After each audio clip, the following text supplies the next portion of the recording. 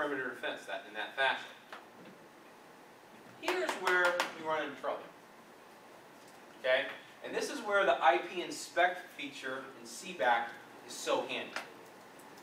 Alright? We are so busy kind of shielding ourselves from the internet, we don't see what's going on behind us. So if users on the network go out to websites, right, or they click on a link in an email and it starts a connection, we may not be filtering that. And that's an easy way, or if I can get into an established connection in some fashion, I have a way into your environment. Okay? If I can do a man-in-the-middle attack, for example. And once I do that, I'm around your perimeter defense. So, what the premise of IP inspect and a CBAC perimeter router is to watch those established connections, look at what they're doing, and log them. Okay, so we can create an audit trail. Okay, and it can be a key piece in network forensics. So, with the iOS feature set, security-specific options for iOS software can be invoked.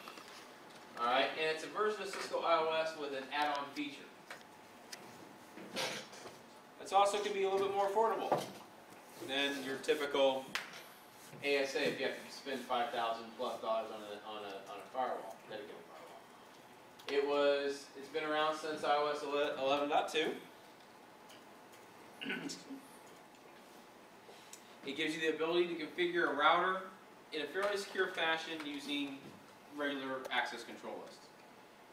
And it provides a little bit more granular packet filtering at layers 2, 3, and 4. Now, it does traffic filtering, traffic inspection, alerts and audit trails, which is very important, and a limited amount of intrusion detection. Now, on the filtering side, that's the easy part. Context-based access control intelligently filter TCP and UDP packets. Without CBAC, traffic filtering is limited to access list implementations that examine packets at the network layer. CBAC examines not only network and transport layer info, but also application layer information such as FTP connection info, SMTP connection information, HTTP connection information, etc. And CBAC inspects traffic that travels through the firewall to discover and manage state information, establishment information, for TCP and UDP sessions. This creates temporary openings in the firewall. Access control lists to allow return traffic originating from within the internal network. That helps to thwart man-in-the-middle attacks. And prevents SYN flooding and some DOS attacks. Okay? Such as a half-open synchronization attack. Alright, alerts and audit trails. They'll generate real-time alerts, and those alerts can be managed, okay, depending on where you want to send them. You can send them to a syslog server, you can send them to a third-party application server that will call you, page you, send you an email, I don't know, throw out a carrier pigeon or something. It's, you know, but it can be leveraged by other applications. All right, syslog is the main application that will track all network transactions. Okay, the intrusion detection piece will look at the top 59 or most common attack signatures that are out there. Alright, and look at the patterns for misuse. Now, these signatures are only going to look at the information in your IP and TCP or UDP header. Alright, they will not do deep packet inspection, or what we call holistic inspection. Okay, they don't look for patterns within the data of the payload.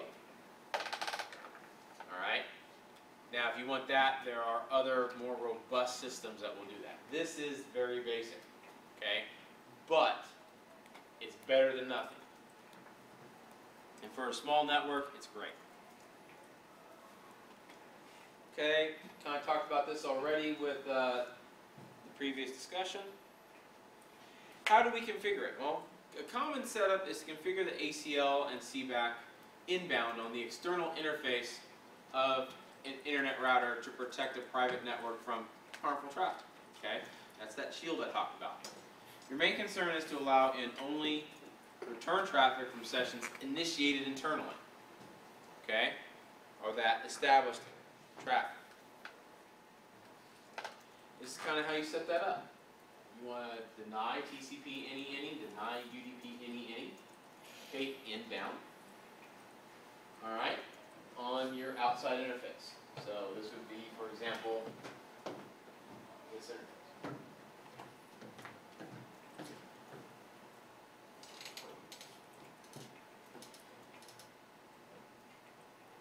And keep in mind that CBAC does not inspect ICMP traffic, it only does TCP and UDP. And you'll need to add inbound ACLs to allow ICMP into your environment, if you want it.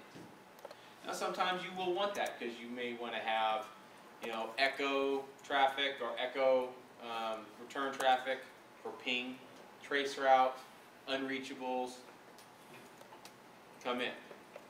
So up to here we've shown you how to configure entries for the extended access list and apply that configuration to the inbound traffic on the external interface.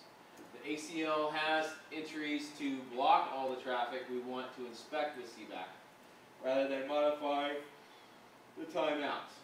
Now one thing you have to do is, if you do have traffic that's coming into specific services, on that extended access list, you have to allow it in there as well.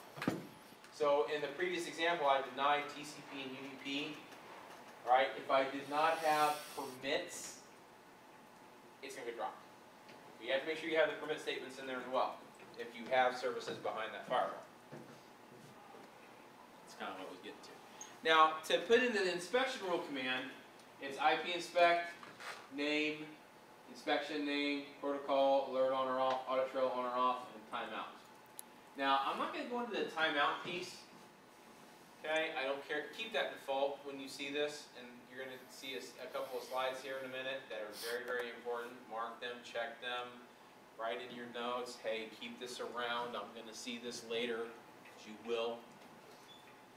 But this is a global config command, and it requires that you specify a name, protocol, alert setting, etc. Here's an example of that.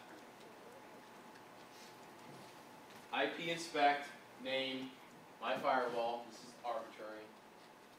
Protocol TCP, alerting on, audit trail on. So I'm going to inspect TCP.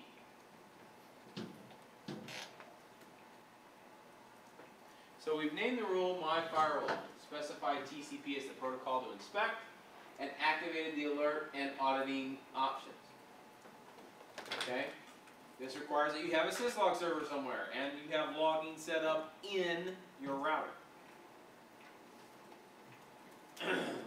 Okay, I do recommend using auditing for logging all firewall activity, regardless of whether you're using an iOS firewall, an ASA, what have you. Because it's great to have a firewall. It's even better to have a firewall that will give you additional information as to, oh, who's trying to attack me? Where do I see malicious traffic coming from? Am I a target by the North Koreans, the Chinese, the Russians? Why did the Russians went into my network? You know?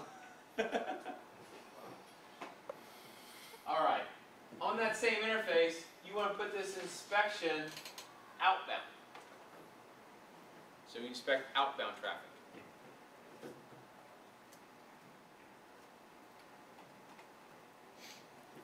Notice that we've applied the inspection rule outbound on it, the external interface, and it will track sessions started internally and heading out through the external interface bound for the internet or some other external network.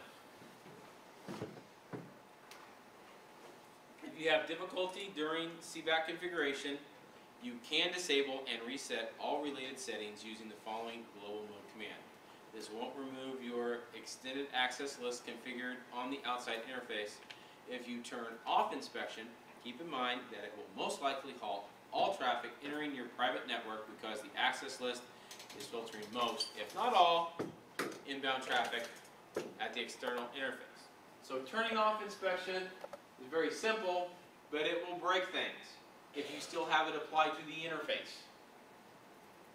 Okay, so be careful. If you take it out globally, make sure you take it out on the interface as well.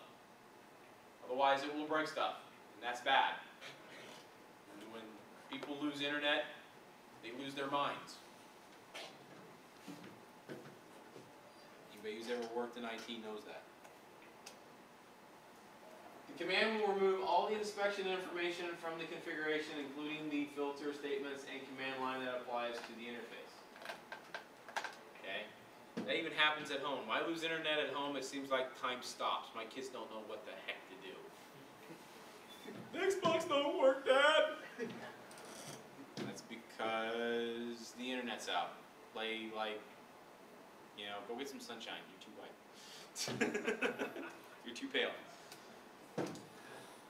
Now that the basic configuration details are out of the way, let's look at an example of a configuration.